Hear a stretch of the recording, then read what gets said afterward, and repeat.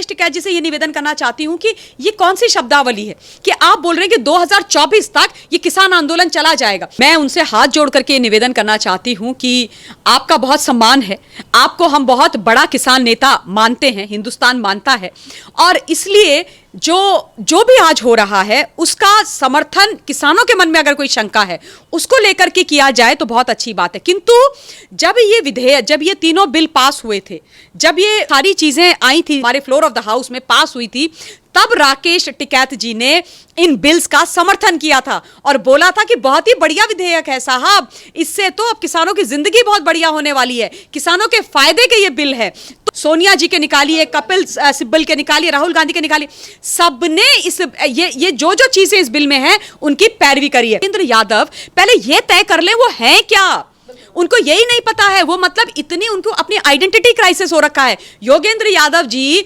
जब जेएनयू में झगड़ा होता है तो स्टूडेंट बन जाते हैं, विद्यार्थी बन जाते हैं, बताओ, वहां पहुंच जाते हैं, नहीं नहीं नहीं ये ऐसा तो नहीं चलेगा, ऐसा तो नहीं होगा, और जाके कन्हैया कुमार के साथ, उमर खालिद के साथ बैठ जाते हैं। तो कहां के ये किसान हैं भाई, इनसे पूछो तो सही कि आपके किसानों से, किसानी से क्या लेना देना है। तो योगेंद्र यादव तो डपली बजा करके गाना गा रहे हैं, डपली ले रखी है ना उन्होंने, जेएनयू से उधार ले रखी है। जब यूपीए की सरकार थी, जब शरद पवार जी इस देश के कृषि मंत्री थे, तब कितनी आत्महत्याएं हुई, और तब आप कहां सोए हुए थे? तब आपका वो किसान वाला जो प्रेम है वो क्यों नहीं जागा था योगेंद्र जी? तब आप बॉर्डर्स में जाकर के क्यों नहीं बैठे थे योगेंद्र जी? आप अपना झोला लेके जो लेकर के आप जाते हैं योगेंद्र जी, तब आप क्यों नहीं किसानों के बीच में गए? मैम, कल तक जो अपने आप को किसानों के नेता कहने वाले राकेश टिकैत ये कह रहे थे कि अगर ये बिल वापस नहीं हुआ, कृषि कानून वापस नहीं गया, तो हम 2024 तक इस आंदोलन को करेंगे। और आज ही अपने आप को किसान कहने वाले योगेंद्र यादव एक वीडियो डालते हैं जिसमें वो ये कहते हैं कि ज्यादा किसान नहीं आ रहे हैं हमारे आंदोलन में। और जब लोग पूछते हैं कि मेरे इलाके के आंदोलन में किसान क्यों नहीं आ रहे हैं, तो ये बात बहुत ज्यादा दुखद है मेरे लिए।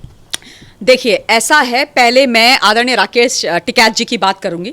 मैं उनसे हाथ जोड़ करके निवेदन करना चाहती हूं कि आपका बहुत सम्मान है, आपको हम बहुत बड़ा किसान नेता मानते हैं, हिंदुस्तान मानता है, और इसलिए जो भी आज हो रहा है उसका समर्थन किसानों के मन में अगर कोई शंका है उसको लेकर के किया जाए तो बहुत अच्छी बात है। किंतु जब ये विधेयक, जब ये तीनों बिल पास हुए थे, जब ये सारी चीजें आई थी हमारे फ्लोर ऑफ द हाउस में पास हुई थी, तब राकेश टिकैत जी ने इन बिल्स का समर्थन किया था और बोला था कि बहुत ही बढ़िया विधेयक है साहब, इससे तो अब किसानों की जिंदगी बहुत बढ़िया होने वाली है, किसानों के फायदे के ये बिल है। तो अब ये सोचने वाली बात है कि उस वक्त वो सही बोल रहे थे या इस वक्त सही बोल रहे हैं। अगर आपने उस वक्त इनका समर्थन किया था बिल्स का, तो आज उन बिल्स में अचानक ऐसी क्या खराबी आ गई? वो बिल जो पूरे संवैधानिक तरीके से फ्लोर ऑफ द हाउस में पास हुए हैं, महामहिम जी की मुहर लग गई है उसमें और किसानों के पक्ष में है। सबसे बड़ी बात यह है कि वो किसानों के पक्ष वाली बिल की बात है। इतने सालों से, 70 सालों से इस देश के अंदर किसानों का सिर्फ और सिर्फ दोहन किया गया है, चाहे वो कांग्रेस पार्टी हो, चाहे लाल सलाम हो, चाहे बाकी की तमाम जो 22 पॉलिटिकल पार्टीज हैं जो घुस गई हैं यहां पर किसान आंदोलन में, किसान बन करके उन्होंने सिर्फ दोहन किया है। और जो भी इस बिल में बातें की गई हैं बाय द वे, वो अगर आप खास तौर पर कांग्रेस पार्टी, ये झूठी पार्टी के बयान निकालेंगे ना, सोनिया जी के निकालिए, कपिल सिब्बल के निकालिए, राहुल गांधी के निकालिए, सबने ये जो चीजें इस बिल में हैं उनकी पैरवी करी है। मंडी प्रथा हटाने की, किसानों का दोहन करने की। अब जब सारी चीजें जो ये कर नहीं पाए यूपीए वाले, हाई तौबा मचा मचा करके एनडीए ने कर दी, तो नाचने लगे डमरू लेकर के, सड़कों में आकर के तमाशा करने लग गए हैं। और मैं राकेश टिकैत जी से ये निवेदन करना चाहती हूं कि ये कौन सी शब्दावली है कि आप बोल रहे हैं कि 2024 तक ये किसान आंदोलन चला जाएगा, यानी कि इससे ये हम समझ रहे हैं आम जनता, देखिए हमारा अन्नदाता हमारे सर माथे पर है, अन्नदाता इस देश का सर्वोपरि है। जय जवान जय किसान हमारे लिए नारा नहीं है, इस बात पर हिंदुस्तान की जनता विश्वास रखती है। और मैं ये कहती हूं कि अगर किसी भी किसान के मन में अगर किसी भी प्रकार की कोई शंका है, तो बिल्कुल सरकार का दायित्व बनता है उस शंका को खत्म करना। क्योंकि आज अगर हम भोजन कर रहे हैं उसी किसान की कृपा से कर रहे हैं, तो वो किसान के साथ किसी भी प्रकार का अन्याय नहीं होना चाहिए। तो सरकार भी वो काम करना चाहती है, किसान भी करना चाहता है, लेकिन बीच में ये नेता लोग आकर के बैठ गए हैं। अब 2024 तक की जो बात है, आप सोचिए, आप ये कहने की कोशिश कर रहे हैं कि 2024 तक वो किसान जो 5% किसान जो आंदोलित है, जिसको भ्रमित किया गया है, जो परेशान है किसी भी रीजन से, हाथ जोड़ करके उनसे निवेदन हम सारे लोग कर रहे हैं कि आप लोग आराम से अपने घर जाइए और सरकार आपके लिए सब कुछ करने के लिए तैयार है, जो है भी। तो आप कह रहे हैं कि वो 2024 तक सड़कों पर रहेगी। यानी कि बेचारा किसान 70 साल तक मार खाता रहा, अब भी सड़कों पर बैठा रहेगा, क्योंकि कुछ पॉलिटिकल पार्टीज को राजनीति के तवे पर अपनी रोटियां सेकनी है, किसान के कंधे पर रख करके अपनी राजनीतिक बंदूक चलानी है। क्यों हमारा किसान सड़कों पर बैठेगा? क्यों 2024 तक उसकी समस्याओं का समाधान नहीं होगा? क्यों रहेगा किसान इस तरीके से? बिल्कुल नहीं। उसके बाद एक और बयान आता है जिसमें कहा जाता है दिल्ली को चारों तरफ से घेर देंगे, और उसके बाद ऊपर से बाई एयर यहां पर रसद आएगा। तो भाई दिल्ली में पूरे देश भर के अंदर से छोटे छोटे जगहों से आकर के लोग बसते हैं। दिल्ली का कोई ऐसा अपना तो है नहीं, इस राज्य के अंदर तो लोग कई जगह से आकर के रहते हैं ना, यूटी के अंदर। अब आप ये बताइए कि आम जनता को तंग करना तो किसान आंदोलन का स्वरूप नहीं हो सकता। हमारे देश का किसान कर्मयोगी है, हमारे देश का किसान हठयोग में विश्वास नहीं रखता है। हटी बन करके बैठ गए वो नेता जो नहीं चाहते कि किसान सुख शांति से रहे। और अगर आप दिल्ली को चारों तरफ से घेर देंगे, अगर आप दिल्ली को परेशान करेंगे, तो क्या केवल यहां दिल्ली में नेता ही नेता रहते हैं? क्या केवल नेताओं को परेशानी होगी? नहीं, आम जनता को परेशानी होगी, जो हो भी रही है। परसों ट्रैक्टर रैली निकाली गई, कितने जैम, कितने किलोमीटर का लग गया, कितने लोगों को परेशानी हुई। किसान कभी इस देश का ऐसा कर ही नहीं सकता। हम सब ग्रामीण अंचलों से आते हैं।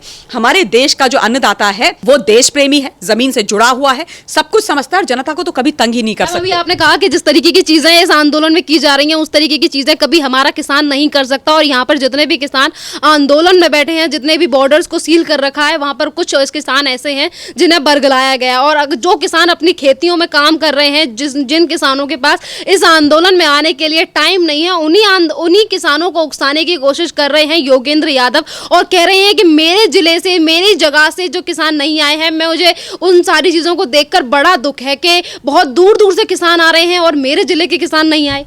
देखिए श्रीन, पहली बात तो यह है कि ये जो किसान आंदोलन है, हिंदुस्तान का जो टोटल किसान है उसमें से 95% किसान आज इस बिल के पक्ष में खड़ा है, सरकार के साथ खड़ा है। 5% किसान किसी तरीके से भ्रमित है। अब मैं पहली बात यह बोलना चाहती हूं कि सरकार की क्या जिम्मेदारी है, यह हमें समझना पड़ेगा। क्या सरकार 95% किसान को इग्नोर कर सकती है, जो चाहती है कि यह बिल रहे, जो चाहते हैं कि उनकी दशा और दिशा दोनों सुधरे, जो चाहते हैं कि जिस प्रकार का दोहन उनका हुआ है वो दोहन उनका ना हो और उनके साथ अच्छा हो? ठीक है। और दूसरा है 5% जिसके मन में कोई शंका है, चाहे 1% भी हो, मैं कहती हूं शंका का समाधान होना चाहिए। लेकिन सरकार को 95% के साथ भी राहत देना है, उनका भी सम्मान करना है। जो 5% है उनकी बात भी सुननी है। ठीक है। उनके बीच में ये नेता आ गए, कौन? योगेंद्र यादव जैसे। अब मैं योगेंद्र यादव जी की बात करती हूं। योगेंद्र यादव पहले ये तय कर ले वो है क्या। उनको यही नहीं पता है, वो मतलब इतनी उनको अपनी आइडेंटिटी क्राइसिस हो रखा है। योगेंद्र यादव जी जब जेएनयू में झगड़ा होता है तो स्टूडेंट बन जाते हैं, विद्यार्थी बन जाते हैं। बताओ, वहां पहुंच जाते हैं, नहीं नहीं नहीं ऐसा तो नहीं चलेगा, ऐसा तो नहीं होगा, और जाके कन्हैया कुमार के साथ, उमर खालिद के साथ बैठ जाते हैं। वो Umar Khalid by the way जो आजकल जेल में है, जिन पर देशद्रोह का केस चल रहा है, जिन्होंने दिल्ली को जलाने का ब्लूप्रिंट बनाया था, जो दिल्ली में जिन्होंने दंगे कराए हैं यूपीए के तहत, वो आजकल अंदर सरकारी रोटी खा रहे हैं। ठीक है। उसके बाद शाहीन बाग जब होता है तो योगेंद्र यादव जी माइनॉरिटी बन जाते हैं, और भाई साहब चले जाते हैं शाहीन बाग में, कहते हैं कि नहीं नहीं मैं बहुत ही पीड़ित व्यक्ति हूं और मेरे पास कागज पत्तर नहीं है, मैं कागज पत्तर दिखा नहीं सकता। तो शाहीन बाग में जाकर के बैठ जाते हैं, झूठ की राजनीति करते हैं। और उसके बाद अब पहुंच गए हैं बॉर्डर में, कहते हैं मैं तो भैया किसान हूं, मैं तो किसान हूं। अब मैं योगेंद्र जी से ये पूछना चाहती हूं, आप ये बताओ आपके पास जमीन कहां है? कितने बीघे आपकी जमीन है? कहां पर आपकी जमीन है? आपने कभी हल वल लगाया है कि नहीं लगाया है? आपने कभी खेत में किसी भी प्रकार का धान वगैरह बोया है कि नहीं है? आपको पता है कि किस किस प्रकार की फसलें होती हैं? तो कहां के ये किसान हैं भाई? इनसे पूछो तो सही कि आपके किसानों से, किसानी से क्या लेना देना है? किसानी का आपको क नहीं पता, किसानी आपने अपनी जिंदगी में नहीं करी। अब अचानक से मौका परस्ती लेकर के आप पहुंच गए किसानों के बीच में। क्यों? क्योंकि आपको इस देश को जलाना है। क्यों? क्योंकि आपको देश का विरोध करना है। आदरणीय नरेंद्र मोदी जी का विरोध करते करते श्रीन ये लोग इस स्तर पर आ जाते हैं कि देश विरोध में उतर जाते हैं। आप सोचिए ना, इन लोगों की वजह से कनाडा में बैठे हुए कनाडा के प्रधानमंत्री जी की इतनी हिम्मत हो जाती है कि वो भारतवर्ष के खिलाफ एक वीडियो बना देते हैं। और वो तो छोड़िए, आप कैनेडियन नेता, वहां के मेंबर ऑफ पार्लियामेंट यहां आकर के हमारे किसान आंदोलन में चले जाते हैं, हमारे लोगों को भड़काते हैं। कैसे कोई विदेशी हमारे देश के अंदर आके हमारे किसानों के और किसान आंदोलन के बीच में चला जाता है? सोचने की बात यह है। उसका कारण मैं बताती हूं। उसका कारण है, जब अपने देश के अंदर जयचंद होंगे ना, तो बाहर वाला आपका उनका कंधा पकड़ करके तो घुसेगा ना। हमारे देश का मामला है, आप उनको उठा करके बाहर क्यों नहीं करते हैं? क्योंकि उनको पता है कि मिस्टर योगेंद्र यादव तो डपली बजा करके गाना गा रहे हैं। डपली ले रखी है ना उन्होंने, जेएनयू से उधार ले रखी है जब वो स्टूडेंट बने थे उस वक्त। अब वो वहां पर पहुंच गए, अब वो ज्ञान सुना रहे कि नहीं नहीं किसानों के साथ बुरा हो रहा है। इनसे पूछो कि इस किसानों के साथ बुरा क्या हो रहा है, पहले आप ये पूछो। और दूसरा, इनसे ये पूछना चाहिए, मिस्टर योगेंद्र यादव, इतने सालों से आपने ये नहीं देखा कि 70 वर्षों में स्वतंत्र भारत के अंदर किसानों के साथ कितना गलत और कितना बुरा हुआ? आप मुझे ये बता दो ना कि 2004 से 2014 जब यूपीए की सरकार थी, जब शरद पवार जी इस देश के कृषि मंत्री थे, तब कितनी आत्महत्याएं हुई और तब आप कहां सोए हुए थे? तब आपका वो किसान वाला जो प्रेम है वो क्यों नहीं जागा था योगेंद्र जी? तब आप बॉर्डर्स में जाकर के क्यों नहीं बैठे थे योगेंद्र जी? आप अपना झोला लेके जो लेकर के आप जाते हैं योगेंद्र जी, तब आप क्यों नहीं किसानों के बीच में गए? तब आप बोलते ना इतनी आत्महत्याएं हो रही हैं, इतना गलत हो रहा है किसानों के साथ, तब आपने कुछ नहीं बोला। सोनिया गांधी जी हमेशा से ये बात बोलती आई हैं, हमेशा से ये बात बोलती आई हैं कि मंडी प्रथा खत्म कर देनी चाहिए, बिचौलियों को खत्म कर देना चाहिए, बिचौलिया हमारे किसानों को मार रहे हैं, लेकिन किया तो कभी नहीं, किया कभी नहीं। हर चुनाव में चुनावी रैली में भाषण दिया, हर चुनाव में किसानों से वोट ली, किसानों का दोहन किया, काम कुछ नहीं किया। तब आप सोनिया गांधी जी के खिलाफ नहीं बोले, तब आप कांग्रेस पार्टी के खिलाफ नहीं गए, बिल्कुल नहीं गए। क्यों? क्योंकि कैसे जाएंगे? लाल सलाम, कांग्रेस पार्टी, ये सारे चोर चोर मौसेरे भाई हैं। जहां पर केरला में एपीएमसी नहीं है वहां जलजिला नहीं आ रहा है। एपीएमसी वहां पर कोई लेना देना नहीं है। वायनाड में बैठे हुए राहुल बाबा पार्लियामेंट एमपी बन करके, लेकिन वहां पर कुछ नहीं बोलेंगे, वहां सब सुख शांति है। लाल सलाम और कांग्रेस का गठबंधन है, वो एक साथ आराम से बैठे हुए हैं, लेकिन दिल्ली में जलजिला है। दिल्ली को चारों तरफ से जैम कर दिया गया है, दिल्ली में सब जगह लोगों को भ्रमित कर करके बिठाया हुआ है। यह दुख की बात है। और उसके बाद ये लोग जो हमेशा से ये बोलते रहे, इनका कांग्रेस का मैनिफेस्टो पढ़ो 2019 का, और उसके पहले के इनके भाषण पढ़ो, ये हमेशा एपीएमसी के विरोध में रहे। और आज जब एपीएमसी हर जगह रहेंगे, एपीएमसी मंडियां हैं, अवेलेबल हैं, तो आप झूठ बोल रहे हो। और ये जो किसान आंदोलन था वो किस बात पर आरंभ हुआ था एमएसपी को लेकर के, ठीक है, एमएसपी को लेकर के शुरू हुआ था। और एमएसपी वाली जो समस्या थी, मैं बहुत किसानों का सम्मान, पूरे सम्मान के साथ कहती हूं कि हाँ, उनके मन में समस्या थी, सरकार को बिल्कुल दूर करनी चाहिए। और सरकार ने बोला, हिंदुस्तान के आदरणीय प्रधानमंत्री ने बोला कि लिखित में दे देंगे, हो जाएगा समस्या का समाधान, लिखित में दे देंगे। तो क्या होना चाहिए था? आंदोलन वापस हो जाना चाहिए था, नहीं हुआ। उसके बाद जो दूसरी समस्या थी वो ये थी कि भाई आप कह रहे हो कि सिर्फ हम एसडीएम कोर्ट तक जा सकते हैं। मैं भी ये बात मानती हूं कि वाकई एसडीएम कोर्ट तक जाने वाली बात मुझे भी समझ में नहीं आई, इसलिए क्योंकि वहां पर करप्शन के और किसानों को तंग करने के, हैरेस करने के कई कारण हो सकते थे। लेकिन सरकार ने देखिए एक कदम आगे गई। यहां पर उन्होंने बोला कि आप सिविल कोर्ट जाइए और उसके अलावा हम अपने अन्नदाताओं के लिए फास्ट ट्रैक कोर्ट्स लगाएंगे। वो समस्या का समाधान हो गया। उसके बाद अन्नदाताओं की एक समस्या थी, उसमें यह था कि जो प्राइवेट मंडियां आएंगी, आप उन पर टैक्स नहीं लगाओगे तो विरोधाभास रहेगा, हमें परेशानी होगी। सरकार ने बोला कि हम उनको भी टैक्स कर देंगे। अब तीनों जो मेजर प्रॉब्लम्स थी वो सॉल्व हो गई, तो फिर क्या परेशानी है? फिर कह रहे हैं कि नहीं, बिल वापस लो।